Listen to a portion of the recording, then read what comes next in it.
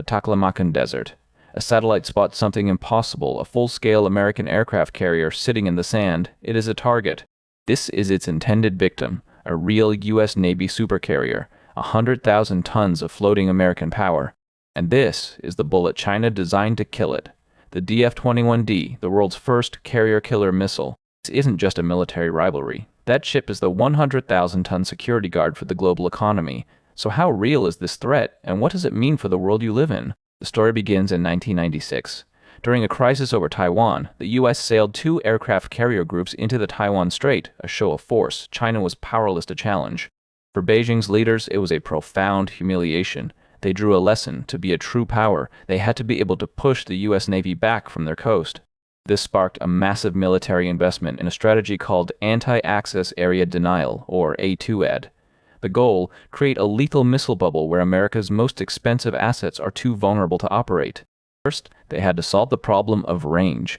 The solution, the DF-26 missile, nicknamed the Guam Killer for its ability to strike the key U.S. Pacific base nearly 2,500 miles away. Next, the problem of speed. U.S. defenses are fast, so the missile had to be faster. The answer, hypersonic weapons like the YH-21, which reportedly travel at Mach 10, drastically cutting reaction time. Finally, the problem of numbers. One missile won't get through. The plan, outlined in their own military journals, is a saturation attack, a swarm of missiles, fast and slow, all timed to arrive at once to overwhelm the carrier's digital shield. But here's the secret. The missiles are the least important part of the plan. The real weapon and the real vulnerability is the invisible network required to use them.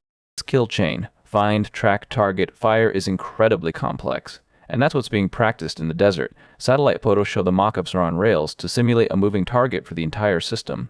So the U.S. response focuses on breaking that chain, not just shooting down missiles but blinding the system with electronic warfare, hacking its networks and destroying satellites in the silent war fought in space and cyberspace.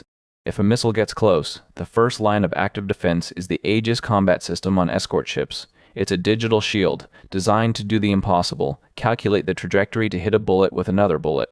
Last chance is a Gatling gun on the deck. The Phalanx CIAs, nicknamed R2-D2s by sailors, firing 4,500 tungsten rounds a minute to shred anything that gets through. And even a direct hit is unlikely to sink a 100,000-ton supercarrier. The more likely outcome is a mission kill, damaging the flight deck and rendering it unable to launch aircraft, like the damage to the U.S. Franklin in World War II. Still, the threat is real enough that analysts are deeply divided. Some, citing China's rapid buildup, call these missiles a game changers. Others are more skeptical, pointing to the immense difficulty of the kill chain. So why should you care about this high-tech arms race? Because that carrier's primary mission isn't just war, it's guaranteeing freedom of navigation. Over 80% of global trade travels by ocean. The phone in your pocket, the parts in your car, the food in your grocery store, their price and availability depend on those sea lanes staying open. If you wake up to news that a U.S. carrier has been mission killed in the Pacific, it's not a distant story. It's an instant alert that the price of almost everything you buy is about to go up. Ultimately, this is about a tectonic shift in the global balance of power. For 75 years, the U.S. Navy's dominance of the world's oceans was unquestioned. That era is over. So, is a U.S. carrier a sitting duck? No, but its invincibility is a thing of the past. The threat is real enough to have fundamentally changed how and where the U.S. Navy operates. In our view, the desert mock-ups serve a purpose beyond target practice. They are psychological warfare. A message that China can hold America's most valuable assets at risk, achieving political goals without firing a shot.